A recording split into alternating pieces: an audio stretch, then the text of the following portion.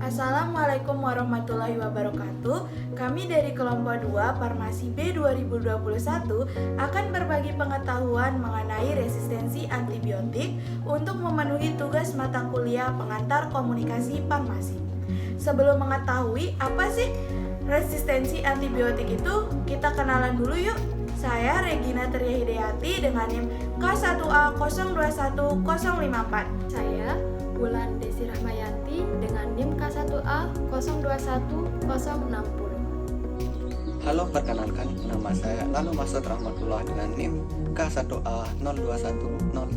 Nama saya Nanda Bukis dengan NIM K1A 021046. Perkenalkan, nama saya Welsi Wandila dengan NIM K1A 021059. Sekarang yuk kita dengarkan penjelasan mengenai resistensi antibiotik.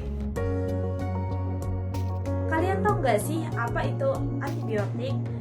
Nah, coba kita ingat-ingat ketika pergi ke dokter dan dokter mengatakan kalau kita mengalami infeksi bakteri, kemudian dikasih obat, dimana salah satu dari obatnya itu harus dihabiskan. Nah, obat tersebutlah yang dinamakan dengan antibiotik.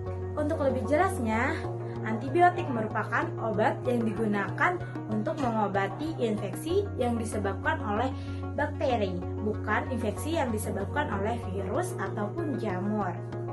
Antibiotik telah terbukti manfaatnya sejak awal ditemukan sampai saat ini. Nah, namun dalam penggunaan antibiotik kita itu tetap harus hati-hati, tetap dengan petunjuk dokter. Kemudian untuk ketika membelinya kita harus menggunakan resep dokter. Jangan sembarangan mengkonsumsi antibiotik karena ditakutkan terjadi dampak-dampak yang tidak diinginkan. Contohnya seperti resistensi antibiotik. Resistensi antibiotik itu sendiri merupakan kemampuan atau daya dari bakteri untuk menetralisir atau melemahkan keefektivitasan dari suatu obat. Singkatnya, resistensi antibiotik adalah bakteri yang ada di dalam tubuh kita itu sudah kebal terhadap antibiotik. Kok bisa sih? Kenapa bakteri bisa kebal di dalam tubuh terhadap antibiotik?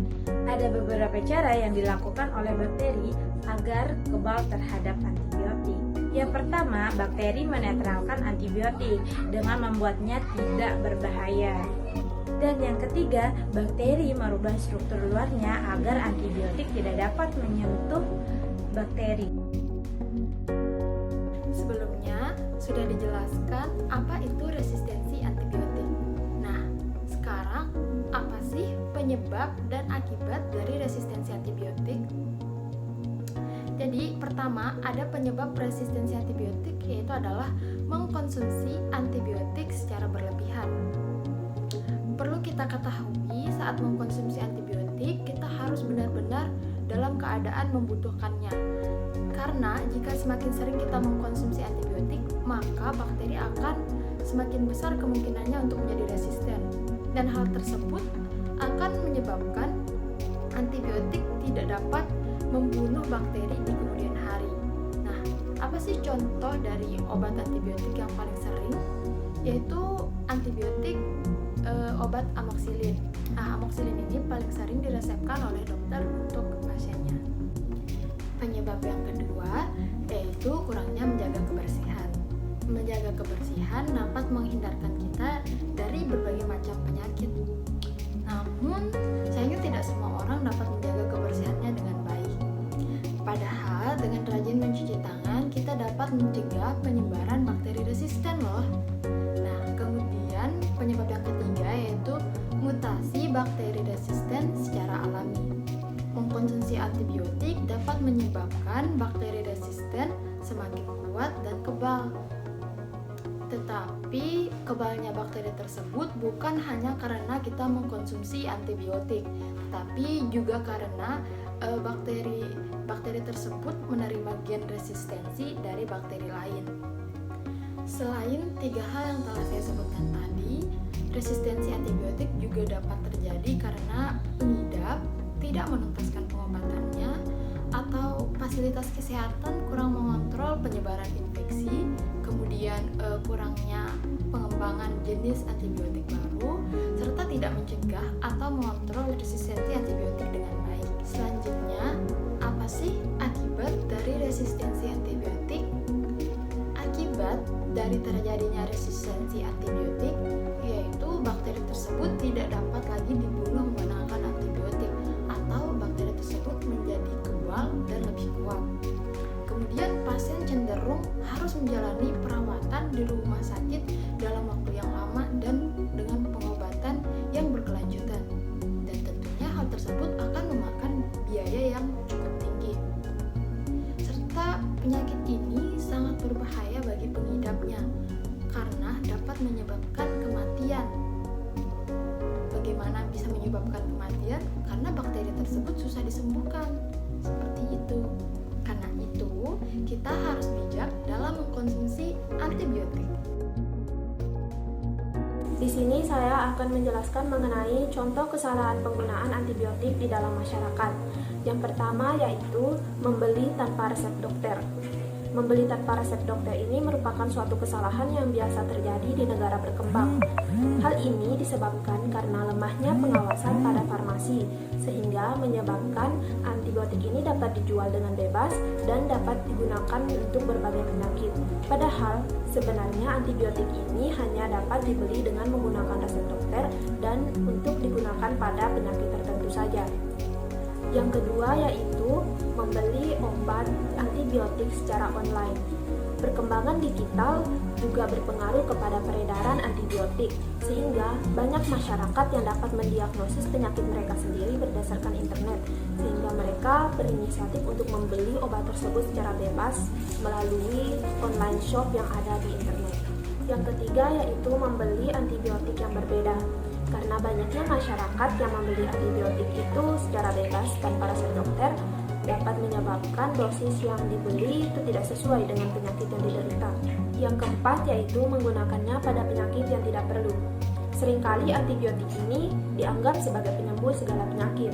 Padahal sebenarnya antibiotik ini hanya digunakan pada penyakit yang disebabkan oleh bakteri dan telah melalui uji laboratorium.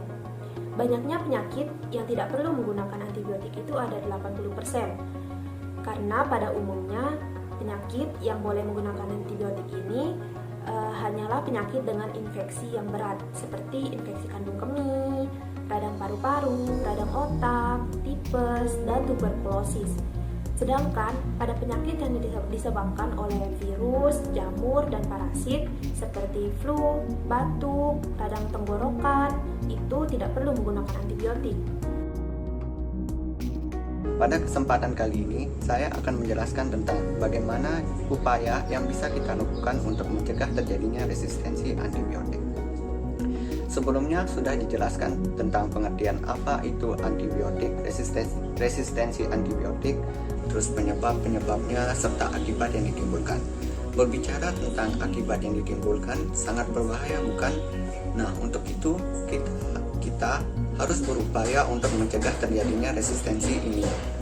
Konon, menurut para ahli, terjadinya resistensi antibiotik akan menyebabkan silent pandemic yang akan mengancam kesehatan dunia.